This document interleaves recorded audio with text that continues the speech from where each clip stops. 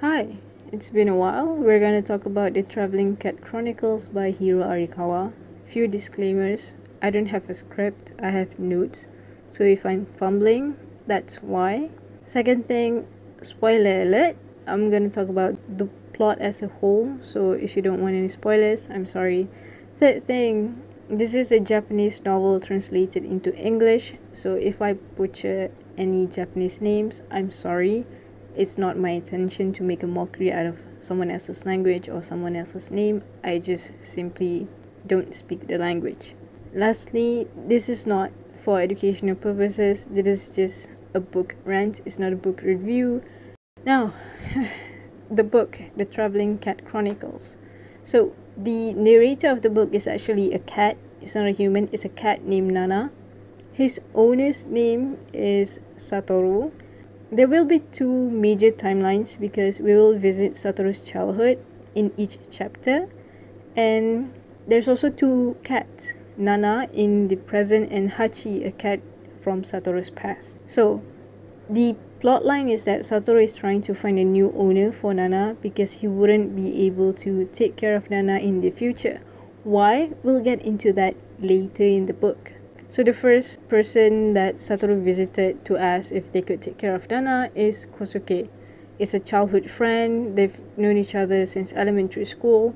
And this is when Satoru and Kosuke both met Hachi, the first cat. So they found Hachi and Kosuke wanted to take care of him, wanted to take him in as a pet, but his father wouldn't let him. So at the end, Satoru ended up with Hachi. But Kosuke could come and visit and play with the cat anytime he wanted. So there's that. And then one day they went on a school trip. And in the middle of the school trip, Satoru suddenly had to go home. Kosuke at first didn't know why until he went back from the trip and he asked his parents, like, why did Satoru have to go home? All of a sudden, did you know anything? Did his parents told you anything? And Kosuke's dad breaks the news, saying his parents passed away in a car accident. So already it started with a tragedy. Kosuke was of course concerned, so he went to Satoru asking what happened and everything, and Satoru explained that, well, now he's under his aunt's care. His aunt as in his mother's sister, and Hachi would be under the care of his other relatives, not his aunt. Because his aunt worked as a judge and they had to move around a lot, and most of the places where she would be staying would not allow pets, so they couldn't take in Hachi. So that was devastating. And even then, Kosuke tried to beg his father, like, let's take in Hachi. This is like the least we can do for Satoru. But his dad said, no.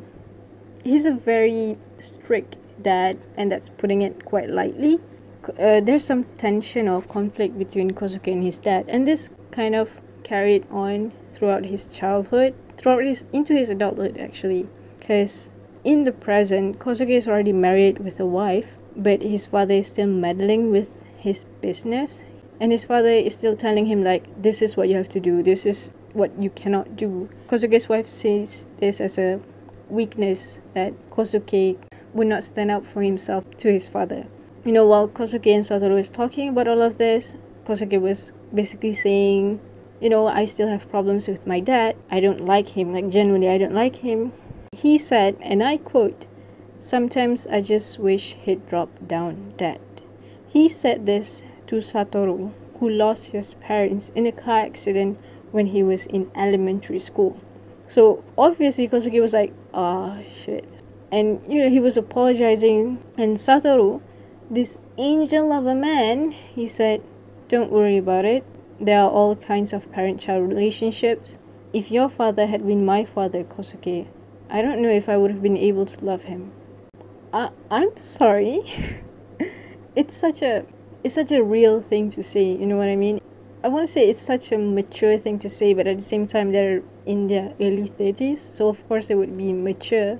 I appreciate the acknowledgement that not all families are the same. I think in Japanese culture and in Asian culture in general, family is very important. Family is such a sensitive topic.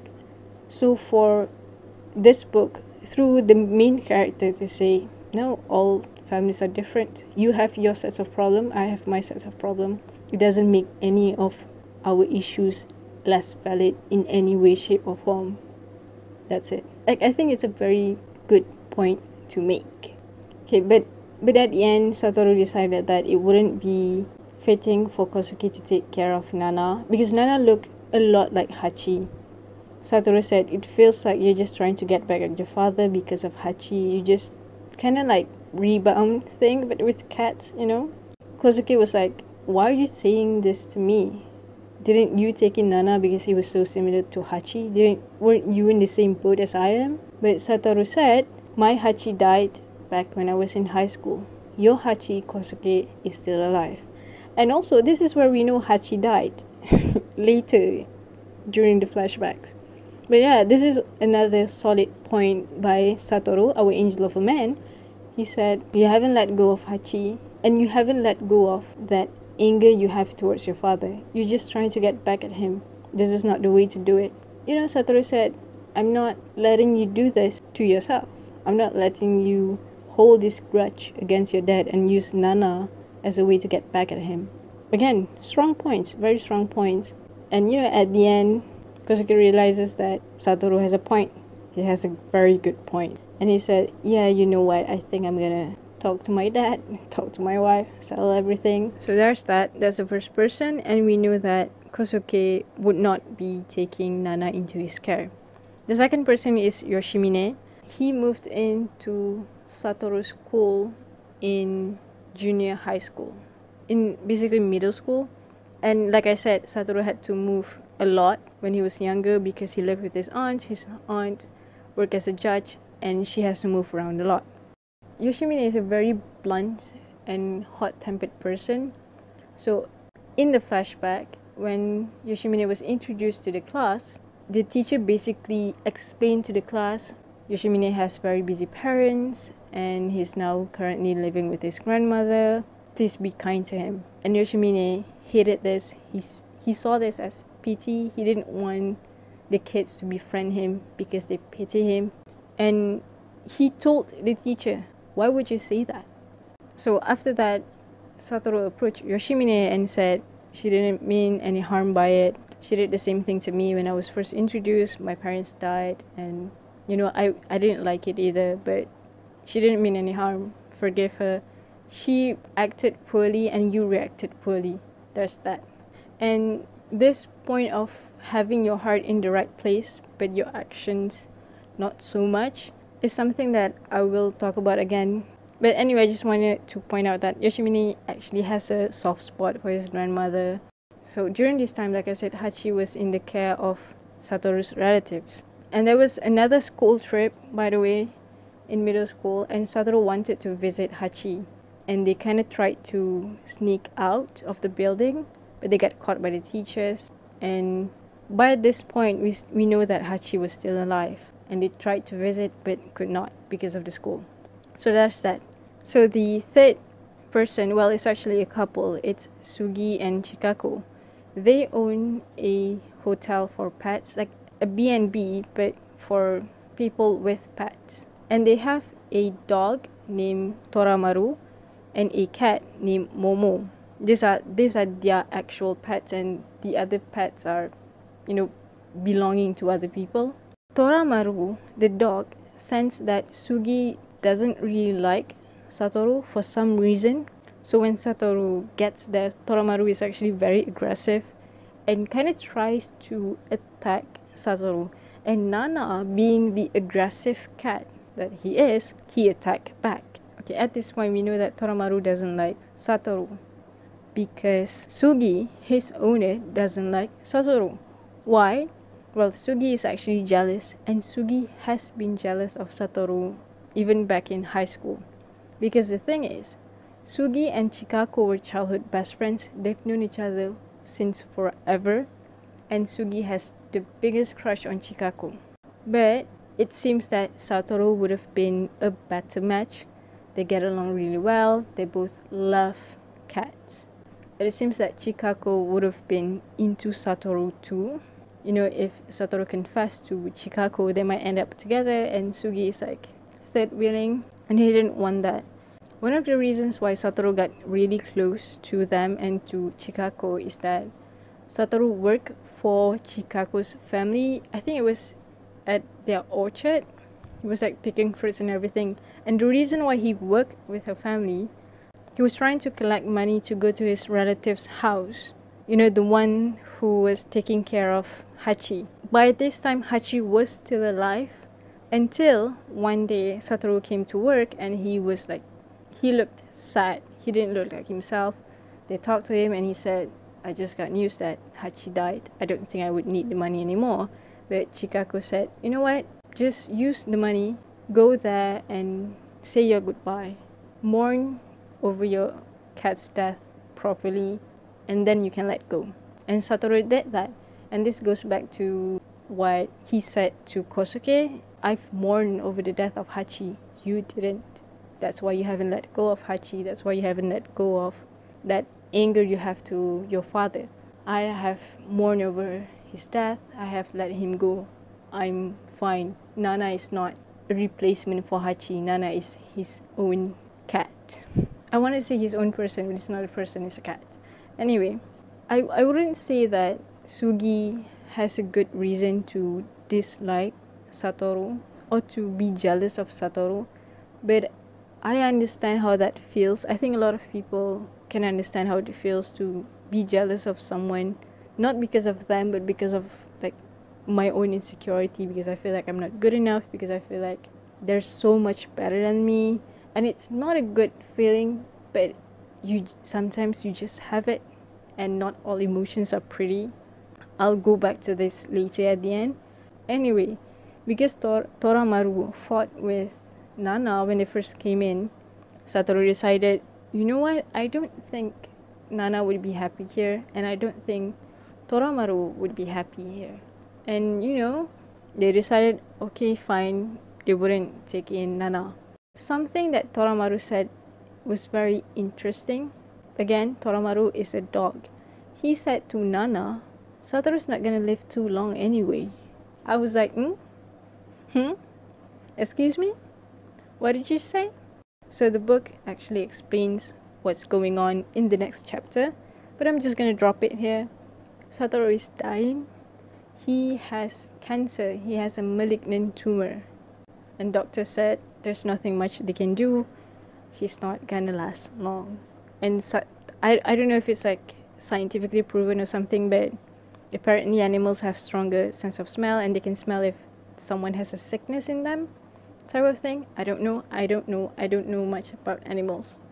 So at the end, Satoru brought Nana to Noriko. Now Noriko is Satoru's aunt, who took care of him after his parents died, by the way. Now, the thing that I relate to about Noriko is that she fumbles with her words. She's always like concerned if she says the wrong thing. They were exchanging emails when Satoru was on his way to Noriko's place, and she's like fumbling with the emails. She keeps saying like, oh, I'm sorry, I didn't mean that. This is what I was trying to say. You know what? I relate to that. I relate to thinking you always say the wrong thing. Like I said before, Noriko worked as a judge. She had to move around a lot, and most of the apartments she stayed in wouldn't allow pets, so she couldn't take in Hachi when she was taking in Satoru to live with her. So in the flashbacks, we learn that Noriko wanted to take care of Satoru because she feels like she owes her sister a lot. Her sister was Satoru's mother, so she feels like she has the responsibility. So at the funeral, she approached Satoru and explained, I'm going to take care of you now, you're going to live with me. And then she dropped an information that we did not know before. There was no hint, no foreshadowing whatsoever. But she said this, at the funeral, might I add. She said, and I quote, you're going to find out eventually, so I'm going to go ahead and tell you now. Satoru, you are not related by blood to your father or your mother. At the funeral, when the boy is still mourning over his parents' death, and Noriko recounting this, she's like apologizing. She said, I shouldn't have said that. You were still mourning over the death. I don't know why I said that. I in her mind, she was trying to kind of ease the pain, like saying, well, they weren't exactly your parents, you know. As if that is better.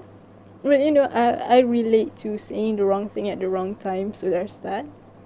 The thing is, not only this, Noriko feels like, aside from, you know, telling Satoru that he was adopted during the funeral, aside from having to separate him from his cat, Hachi, aside from having to move around and having him cut ties with his friends from school because he has to move schools and everything, and still not being able to communicate her feelings well, everything combined, she feels so much guilt for Satoru. And in her monologue, she says, I'm so very, very sorry. I don't think I ever made Satoru happy. So what do you think Satoru says to his aunt, who is like reveling in this guilt? When she was apologizing for saying what she said at the funeral, she said, but right after they died, I went and told you that awful thing, referring to, you know, revealing that those aren't Satoru's biological parents. Satoru cut her off. Quote, I was pretty shocked when I heard that, I grant you. But because you told me that, I was able to appreciate just how happy I'd been with them. I never ever thought they were my real parents. That's how much they treated me like their own child. Though my birth parents didn't want me, another man and woman loved me that much. I mean, you don't find such incredible love very often. That's why I'm so happy. Satoru said this to me, his face beaming, many times. After we knew that Satoru is actually dying and Noriko would be taking care of him while he's going through treatments, and by extension Noriko will have to take care of Nana because no one else could, and it feels like fate brought them together whatsoever. And you know, the book goes on tearing my soul because Nana is absolutely devastated to be separated from Satoru. Nana couldn't stay with Satoru at the hospital for obvious reason. He is still a cat. But, you know, to put everyone's mind at ease, Noriko manages to sneak Nana in just before Satoru takes his last breath. So in a way, he dies with Nana besides him. So there's like that tiny bit of happy ending. Anyway, the reason why I really wanted to talk about the book, the reason why I really, really love the book, is because of how human it is. And that's very ironic to say, considering the fact that the book is written from the perspective of a cat. But you know, those emotions that not only Satoru felt, but his friends and his aunt felt. When Kosuke felt this anger, this resentment towards his father, it's not a pretty emotion to have, and it's such a sensitive topic, but that's real, that's valid, that's a pain that some people go through. And then with Yoshimine, the feeling of, I don't want people to pity me having this like cold exterior, but having a soft spot for other people in his life. You know, like even the teacher, she had her heart in the right place, but you know, what she did was debatable, I guess. Same goes to Toramaru, the dog. He has his heart in the right place. He was just trying to protect his owner because his owner doesn't like this person. But, you know, it's not the right thing to do. What Sugi continues to feel every time he sees Satoru, that jealousy of, you know, seeing someone who's so much better than you, seeing someone who's so loved by everyone, and feeling like you're so much less than them. It's not, again, not a beautiful feeling, not a beautiful emotion to feel, but it's real. And then Noriko with the feeling of, I'm not doing the right thing, I constantly mess up. That's also a struggle that people go through. But you know, not only those negative feelings, but the feeling of friendship that Satoru has with his friends, that family bond he has with Noriko, that forgiveness he has. And towards the end, at his funeral, Kosuke, Yoshimine, Sugi and Chikako were all there. And you know, they were thinking, why did he approach us in the first place? If, you know, it felt like he had it in his mind to leave Nana with Noriko, so why did he try to talk to us? And Noriko said, well, didn't you see? He was just trying to bring all of you together. Now you guys can talk about the memory that you have with Satoru. And that's a bittersweet thing to say, like, you're brought together by someone where that someone isn't there anymore.